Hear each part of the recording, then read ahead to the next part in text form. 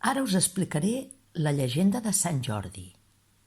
Aquesta versió l'ha escrit en Jordi Vinyes i l'ha il·lustrat, l'ha dibuixat, la Fina Rifà.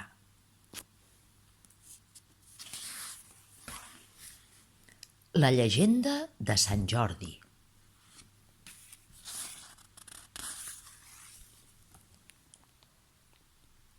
Temps era temps, en un país molt llunyà hi havia un drac monstruós.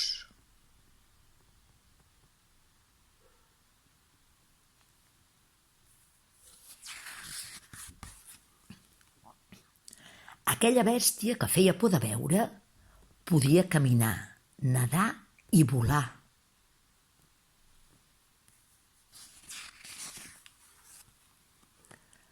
El drac matava i s'empassava tot el que trobava davant seu. Ramats d'ovelles, i bous i cavalls, i també homes i dones i nens, i destrossava les cases.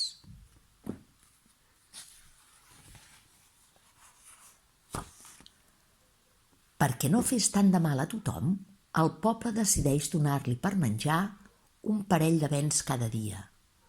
I quan s'acaben els bens, li donen bous i cavalls i altres animals.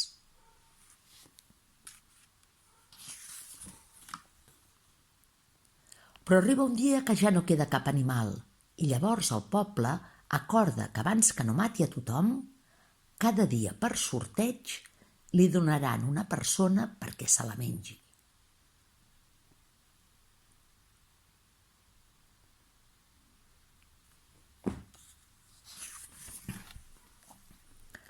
Un dia toca la mala sort a la princesa, la filla del rei. El rei no en tenia cap més de filla i estava desesperat. No volia lliurar-la al drac, però el poble li va exigir que fes com tothom.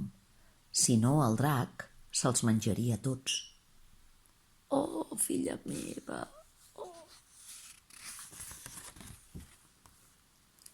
Van portar, doncs, la princesa davant el drac.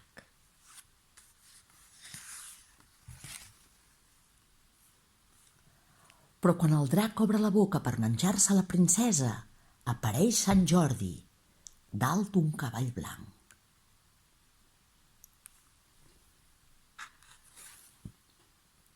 Sant Jordi mata el drac d'un cop de llança.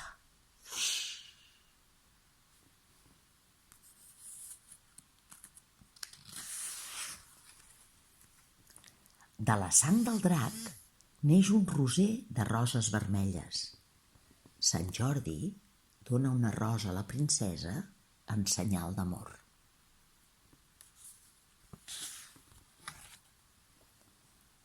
Tothom està molt content. La gent crida: «Visca Sant Jordi! Visca Sant Jordi!» Sant Jordi puja dalt del seu cavall i se'n va somrient. Això és una llegenda. Les llegendes no cal que siguin veritat, n'hi ha prou que siguin boniques.